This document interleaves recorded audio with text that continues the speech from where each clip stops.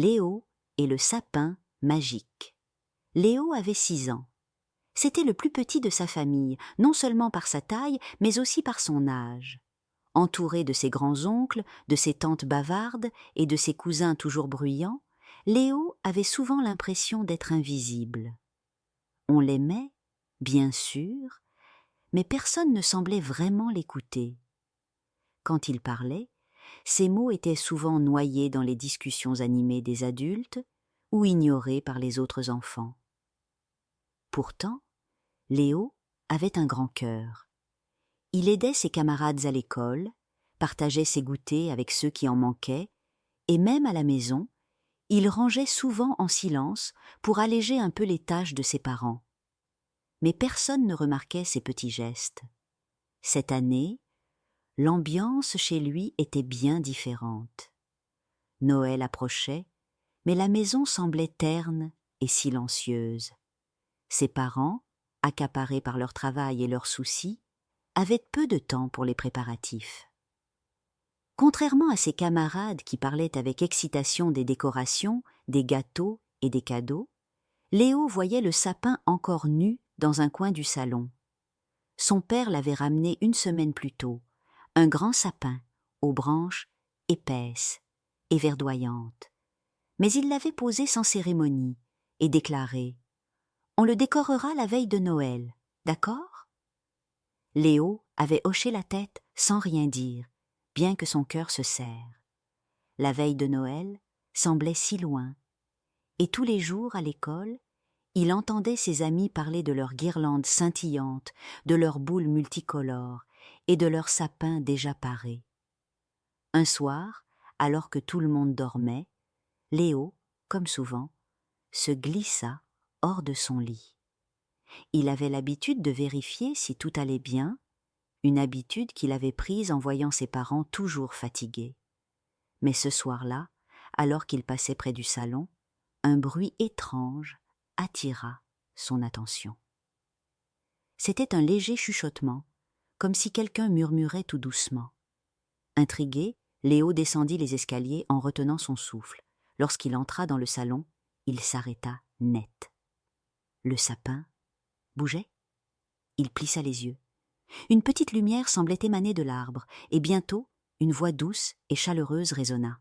« Léo, je suis là. » Le petit garçon recula d'un pas, les yeux écarquillés. « Qui parle ?» demanda-t-il timidement. « C'est moi, le sapin, » répondit la voix. Léo resta bouche bée. Il n'était pas sûr de rêver ou d'être éveillé. « Tu parles ? Comment c'est possible ?» Le sapin eut un léger frémissement, comme si une brise légère passait à travers ses branches. Noël est une période spéciale, Léo, et parfois un peu de magie arrive à ceux qui en ont le plus besoin. Léo s'approcha, ses craintes dissipées par la douceur de la voix. « Mais pourquoi es-tu ici ? » ?»« Pour t'aider, toi et ta famille, à retrouver la magie de Noël. Je sens que dans cette maison, la joie des fêtes s'est éteinte. Mais ne t'inquiète pas, je sais comment la raviver. » Léo incline la tête, curieux. « Comment ?» Le sapin se pencha légèrement, comme s'il conspirait avec lui. « Il faut d'abord que tu me décores.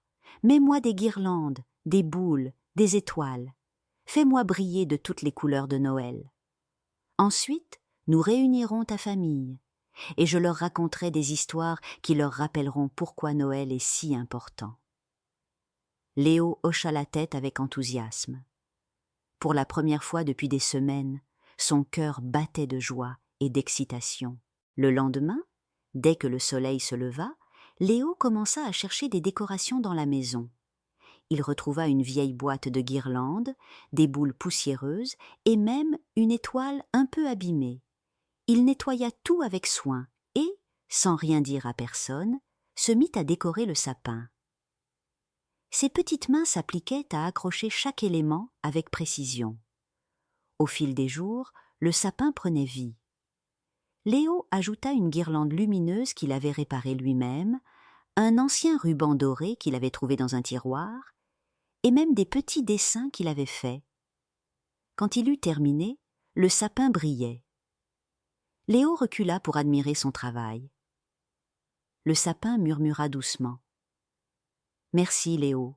Tu as fait un travail magnifique. » Mais Léo savait que le plus difficile restait à faire, réunir sa famille. Le soir du 24 décembre, Léo s'arma de courage. Il alla voir ses parents et leur dit timidement « Papa, maman, venez au salon ce soir. J'ai une surprise. » Ils acceptèrent, un peu étonnés. Léo passa ensuite voir ses oncles, tantes et cousins, qui étaient venus pour le réveillon, et leur demanda la même chose. « Une surprise ?» demanda sa cousine Émilie avec curiosité. « Oui, » répondit Léo avec un sourire mystérieux. Quand tout le monde fut réuni dans le salon, les adultes se turent en voyant le sapin. Décoré avec tant de soin, il illuminait la pièce d'une lueur chaleureuse. Mais avant qu'ils ne puissent dire quoi que ce soit, la voix du sapin résonna. « Bonsoir à tous !» Les adultes sursautèrent et les enfants se cachèrent derrière leurs parents. « N'ayez pas peur, » continua le sapin. « Je suis ici pour vous rappeler la magie de Noël. » La pièce plongea dans un silence total. Le sapin se mit à raconter des contes merveilleux. L'histoire d'un petit garçon qui avait sauvé une ville entière grâce à sa générosité. Celle d'une étoile qui avait guidé des voyageurs perdus.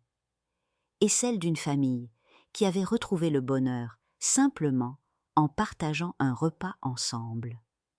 Au fur et à mesure que le sapin parlait, les visages des adultes s'illuminèrent. Certains essuyaient une larme, d'autres souriaient doucement. Les enfants écoutaient, émerveillés.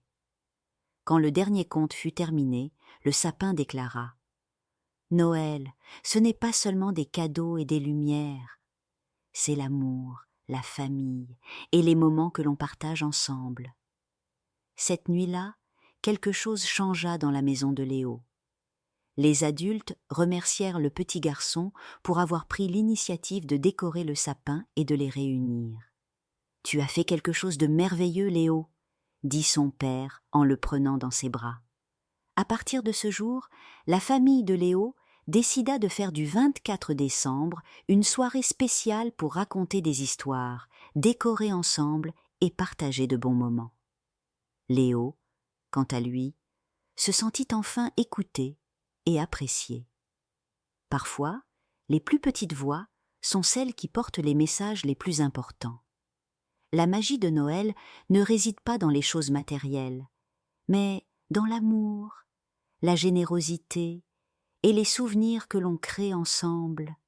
Et surtout, il ne faut jamais sous-estimer le pouvoir d'un cœur généreux, même s'il appartient aux plus petits de la famille. Bonne nuit, mes petits rêveurs.